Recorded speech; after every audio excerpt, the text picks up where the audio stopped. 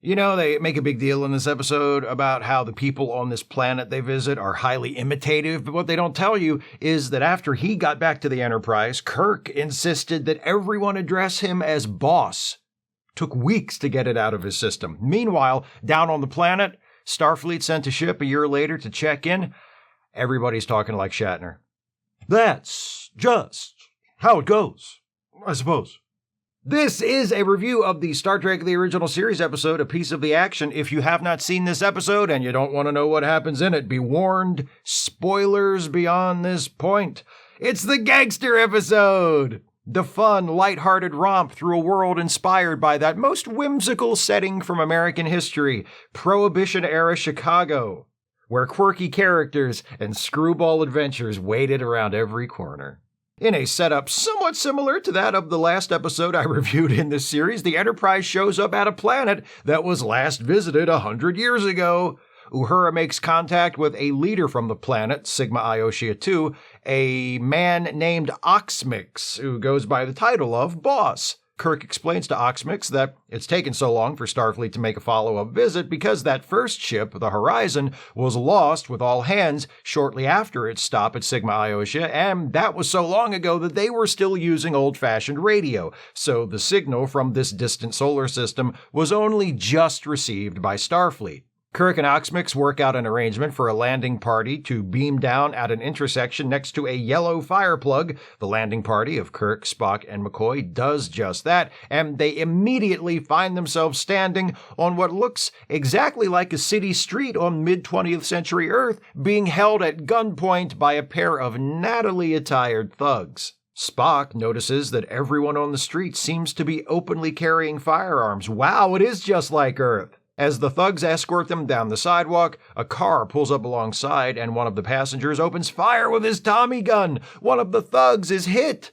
The other one fires back as the car speeds away, blaming the hit on Krako, a rival boss to Oxmix. The surviving thug conducts Kirk, Spock, and McCoy across the street. They arrive at the office of Oxmix, the boss of the largest territory on the planet, and Oxmix is happy to see them because he wants to make a deal, see? He wants the Federation to help him out, supply him with guns, or heaters as he calls them in his gangland vernacular, so he can take out the rival bosses and assume control of the entire planet. While this discussion goes on, we learn two things. First, the reason why this is a gangster planet is because the crew of the Horizon left behind a book, Chicago Mobs of the 1920s, which the highly imitative Iosians took as a model for how to arrange their society. And second, there must not be a chapter in that book on how to play pool, because I don't know what Oxmix is playing when Kirk and the others first show up, but it's no game of billiards I ever heard of. Dude's not even hitting the cue ball in some of those shots. It's like he's just making up the rules as he goes along. Anyway, Kirk says no to Oxmix's demands, so Oxmix orders Kirk, Spock, and McCoy held prisoner in a warehouse, which they escape almost immediately thanks to Kirk, causing a distraction by playing a card game with the guards where he just makes up the rules as he goes along. Hey, it works! Spock and McCoy contact the Enterprise and beam back up. Meanwhile, Kirk's plan to capture Oxmix is foiled when Kirk is captured by rival boss Krako. And Krako wants the same deal as Oxmix. Federation help in taking over the planet. Kirk refuses, so Krako orders Kirk held prisoner. Kirk escapes using a tripwire and a blanket. Spock and McCoy find out that Krako has put the bag on Kirk, so they beam down to meet with Oxmix about getting help rescuing Kirk, but Oxmix immediately captures them.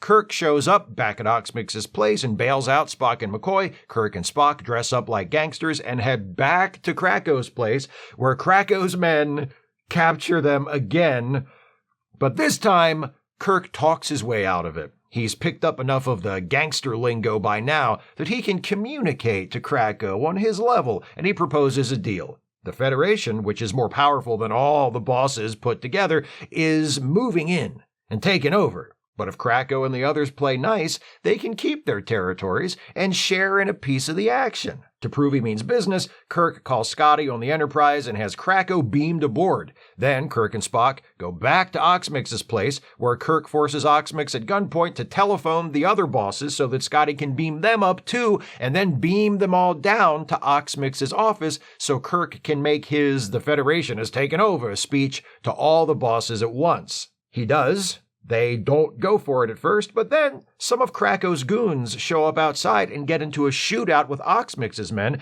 and Kirk calls Scotty back and says, "Fire phasers on the street outside this building. Stun the entire site from orbit. It's the only way to be sure." The sight of huge green space lasers knocking a bunch of gangsters unconscious is enough to persuade Oxmix, Krako, and the others to go along with Kirk's deal.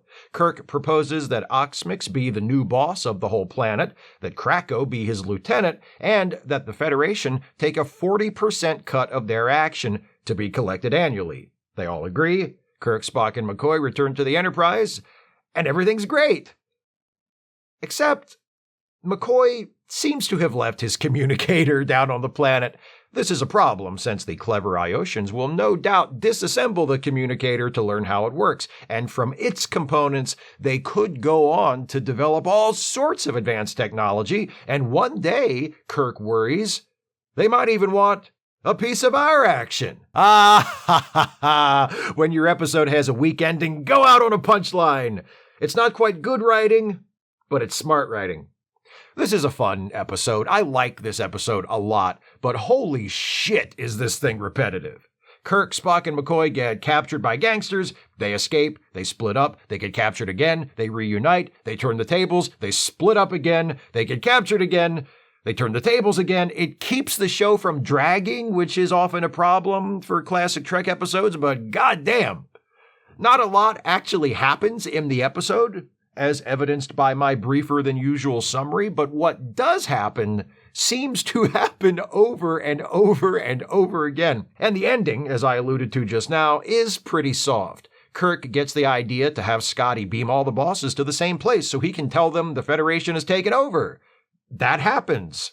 The bosses agree, Kirk puts Oxmix in charge, and the end. Plot resolved, just not very dramatically. Good thing they threw in that joke at the end, huh?